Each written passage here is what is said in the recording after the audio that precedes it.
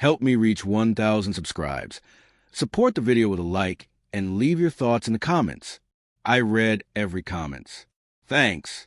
I have been waiting at the airport for hours, pacing by the arrival gate, my eyes scanning every traveler as if I could somehow sense Nicole before she appeared. She had been gone for a week, a girl's trip in Miami, something she insisted I'd love because she needed space and I deserved a break. I had tried to trust her. Truly I had, but something about the way she smiled over the phone, the way her words felt rehearsed, had left a hollow knot in my stomach. When she finally appeared, I almost didn't recognize her.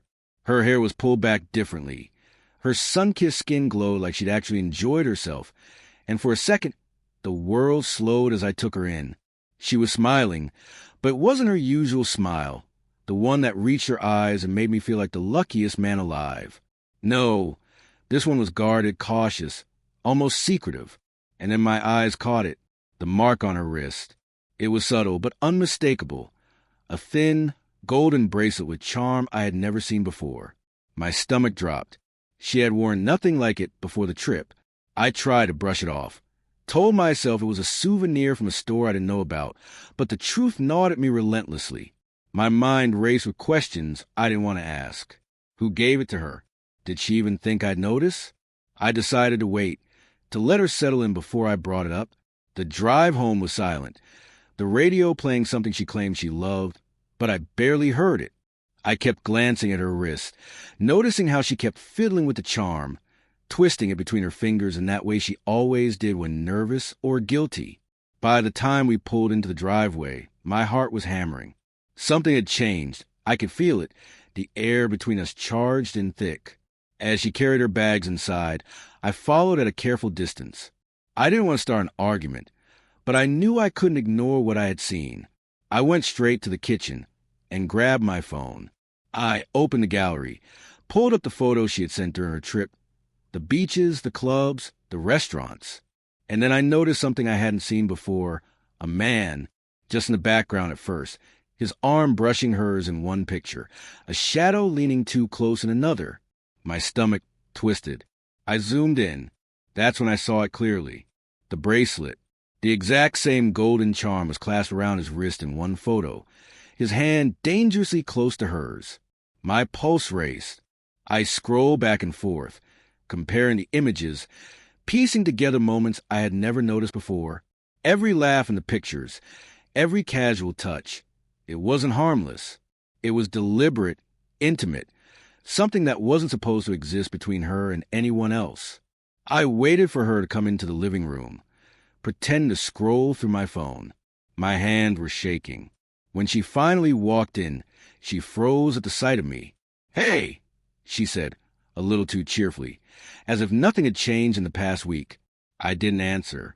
I just held my phone up and opened the photo gallery. She saw the images instantly, her confident smile faltering, eyes widening ever so slightly. "What is this?" I asked, my voice low, steady, carefully controlled. I wanted to stay calm, but every fiber of my body was screaming.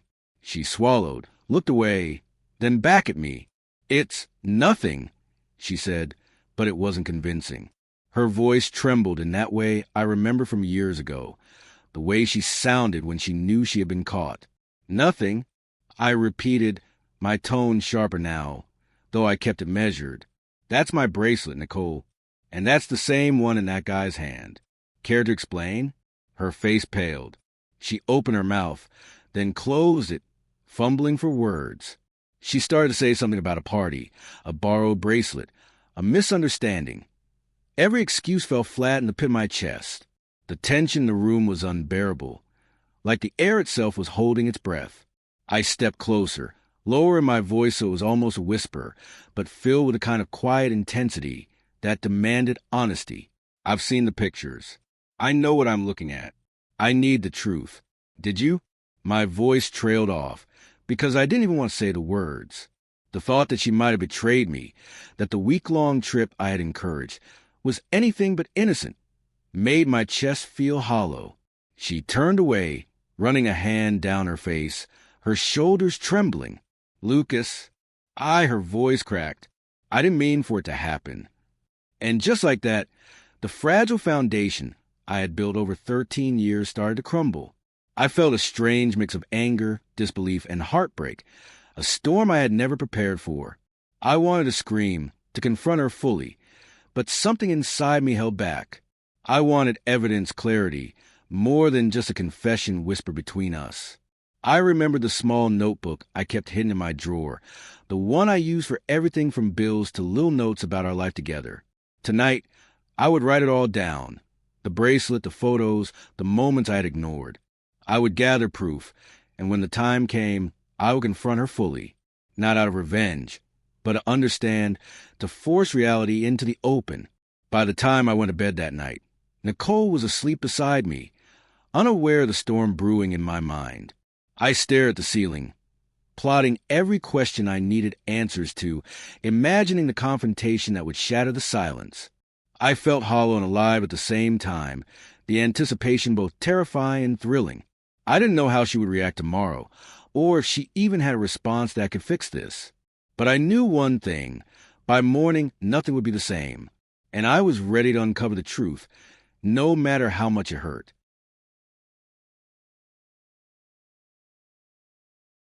The next morning, I woke up before Nicole. The house was quiet except for the faint hum of the refrigerator. My mind replayed every detail from last night. The bracelet, the photos, her trembling voice, the way she had avoided eye contact. I couldn't let it sit any longer. I needed proof in my hands, clarity in my mind, before confronting her fully. I grabbed my laptop and scrolled through the photos again, zooming in on the man. His face wasn't fully visible, but there were enough clues. The ring on his finger, a small tattoo on his wrist, the background of one of the hotel photos, a balcony overlooking a luxury resort pool. I cross-referenced every image, every shadow, every reflection. Within an hour, I found his social media profile. Same bracelet, same tattoo, same crooked grin in a mirror selfie. My heart sank. This wasn't a misunderstanding. She had been with him.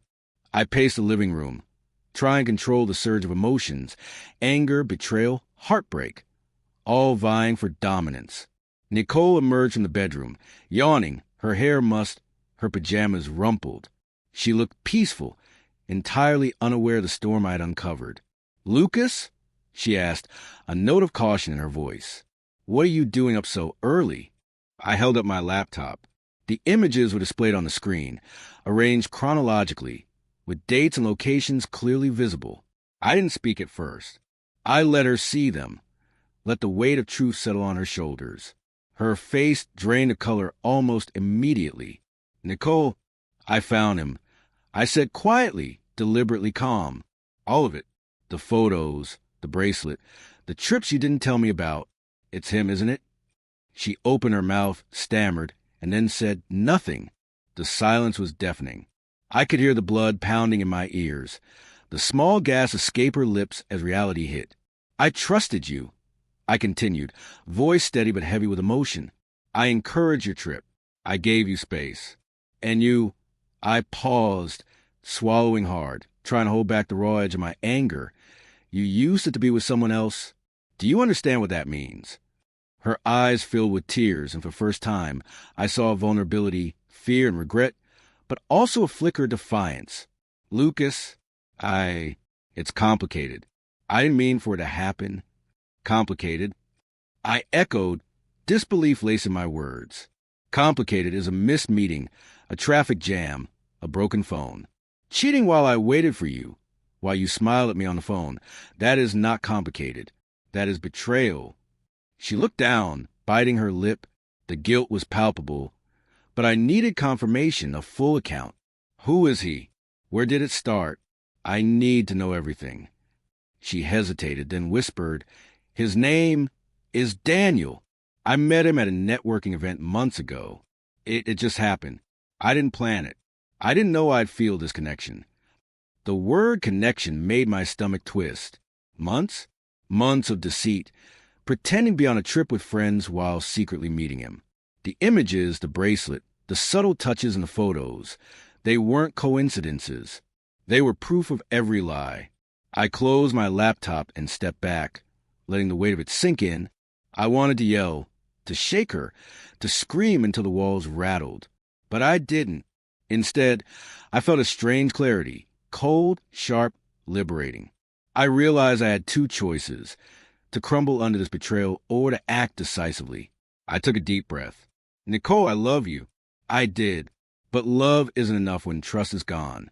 When lies and betrayal fill every corner of your life, you have to protect yourself. Her shoulders slumped, and she nodded, silently acknowledging the truth she had been running from. I left for the study, sat at the desk, and drafted an email to our attorney. Divorce, separation of assets, custody arrangements. Every detail I had feared to confront suddenly became a methodical, calm process. I had proof, dates, evidence, everything neatly organized. There would be no confusion, no ambiguity, no chance for her to rewrite the story. When I returned to the living room, she was sitting on the couch, staring at her hands. I sat down across from her. I won't make this messy, but I won't ignore it either. You have to face the consequences of your choices. And so do I, but on my terms, not yours. She looked up, eyes glistening, lips quivering. Lucas, I never wanted to hurt you. You already did. I replied, my voice calm but heavy. And now it's done. We can't fix it, Nicole. We can only move forward, separately. The days stretched ahead like a chasm. I didn't feel relief yet. I felt hollow, shocked, but strangely empowered. The truth had been revealed, and while it burned, it also cleared the haze. I could see the situation for what it was: final, irreversible, and utterly real. As she gathered her things to leave for the lawyer's office, I noticed one final detail: the bracelet. She left it on the coffee table, the tiny charm gleaming under morning sun. A small, silent admission. A symbol of everything lost, everything betrayed. I picked it up, examined it closely, then placed it in the drawer I had already reserved for evidence. When the door closed behind her, the house was silent again, but it felt different this time. Not empty, not fragile, but starkly honest. I walked to the window, looked out at the street, and finally allowed myself a single, deep breath. The storm was over. The betrayal had been confronted. And though nothing would ever be the same, at least now, everything was clear